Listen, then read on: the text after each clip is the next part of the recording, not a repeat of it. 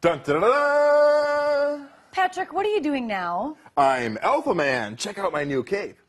That's cool, but this isn't a cape. This is a Chroma Key backdrop. Chroma Key backdrop. No. This thing's neat. Makes me invisible. Watch. Ooh, it does make you invisible. Working with Chroma Key is a lot of fun and essential in videography, photography, and filmmaking. It can do all that, and I thought it was just a cape. Yeah, it can do all that if you know how to set it up right. What, this isn't right? Well, let's check this out. We'll show you how to properly set up your lighting and your backdrop so you get a perfect quality key every time. Super. Assembling your Chroma Key backdrop system is easy, but requires attention to detail to ensure professional results. The support system and muslin are comprised of several parts: the support stands, the spring clamps, the telescoping crossbar, a roll of gaffer's tape, and of course, the muslin itself. We are going to start with a factory fresh EOS Magic high gain Chroma Key green 10x20 muslin right out of the bag. Now let's get started erecting this backdrop system. You'll find it useful to have a carpenter's tape measure with you during the setup. Place the two stands approximately 12 feet apart. Now is a good time to attach 4 clamps to the vertical section of each stand. Assemble the crossbar. 12-foot telescoping crossbars come in 2 pieces. Simply snap the 2 halves together, ensuring the spring-loaded button on one half seats into the lock hole on the other half. Lay the assembled crossbar back down. Unfold the Chroma Key backdrop muslin. One edge has a rod loop sewn into it, and you will want to ensure that you are holding that edge when the muslin is unfolded. You will notice that the muslin has 2 sides to it. The bright green side is the front. Try to avoid letting the bright green surface touch the floor to avoid unnecessary dirt spots. Now insert the crossbar through the rod loop and backdrop. Now place the crossbar onto the studs at top of each light stand. Ensure the holes at each end of the crossbar fit properly onto the studs at top of each support stand. Now secure one end of the muslin with a spring clamp close to where the crossbar attaches to the stand, making sure the muslin is aligned with the vertical portion of the stand. Now do the same at the opposite end of the muslin, attaching a clamp. These crossbars are telescoping and will allow you to stretch the muslin between the stands to pull out any major wrinkles in it. So gently pull the 2 stands apart until the muslin is smooth. It is important to keep the crossbar as parallel to the ground as possible while raising it. Having a helper to raise the other stand simultaneously with you is preferred.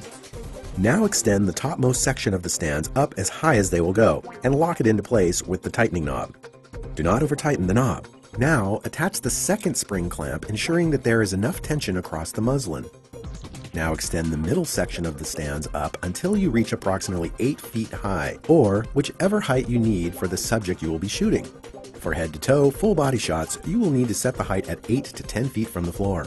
Now attach 2 more clamps evenly spaced between the stand leg yoke and the second clamp. Ensure you maintain even tension across all planes of the muslin, making it as smooth as possible. Create a smooth, even cove, referred to as a cyc, where the muslin transitions from the vertical back to the horizontal floor. The cyc should be no more than 16 inches high. Place a 3-inch piece of gaffer's tape on each edge of the muslin, stretching out all wrinkles across the floor. Trying to set this up on carpet can be very challenging, and you may have to use weight plates to secure the muslin to the floor. Place tape about 7 and 12 feet from the back wall, ensuring you create a smooth, taut surface across the floor. Finally, tape the endmost portion of the muslin, pulling out all wrinkles. Lighting the screen.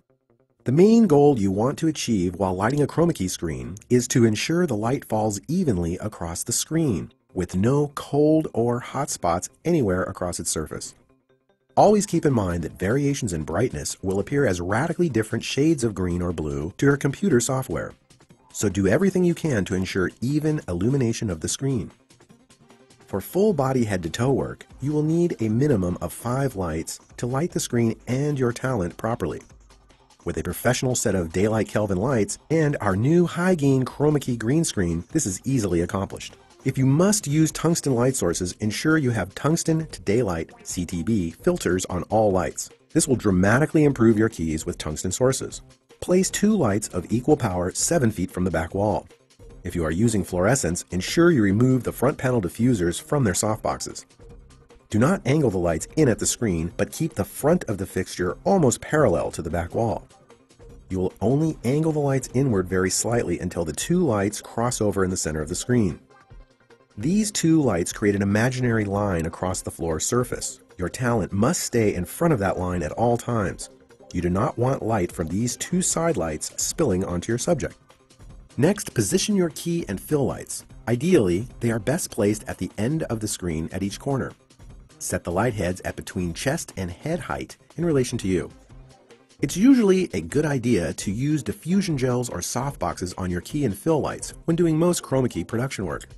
Lastly, set your hair light. This is a critical component of the setup to ensure crisp, clean keys. You should position the hair light at about 8 feet from the floor and 3 feet from the back wall. Now connect the power cord to each individual fixture. Take care to run all extension cords neatly and carefully. Position your talent in the general area they will be standing in front of the imaginary 7-foot line across the floor. Adjust the light so that it hits across the shoulders and back of the talent's head. You should consider the type of hairline your talent has. If the person is balding, a harsh light will cause reflections on the scalp, so diffusing the hair light is suggested. However, too much diffusion may defeat what you are trying to achieve in creating a sharp outline around the back of the subject. Now step back and look at the screen from edge to edge, top to bottom. It should be evenly lit, with a minimum of variation in brightness. You may need to make very slight adjustments to the lights illuminating the back wall to spread the light evenly. Once again, avoid hot or cold spots on the screen. Always remember that your video camera should be as close to the same distance from the subject as the subject is from the back of the screen. Also, try to keep the camera as level as possible, so the front of the lens is parallel to the screen back wall. This will ensure even light density across your camcorder's imaging sensors.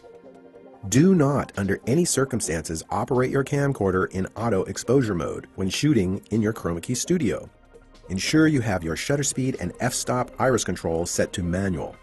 Adjust your exposure to make your talent look great. Do not be concerned with the background. Hey, Patrick, do you want to play Alpha Man? Hey, that's not a cape. This is a professional Chroma Key background. This is used for a lot of important stuff. Yeah, that's true. You know, it's really nice that we learned the proper way now to set up the lights and the backdrop, so yeah, it's pretty cool. We learned how to do some stuff. I guess now that we know all the tricks of the trade, we can just disappear perfectly.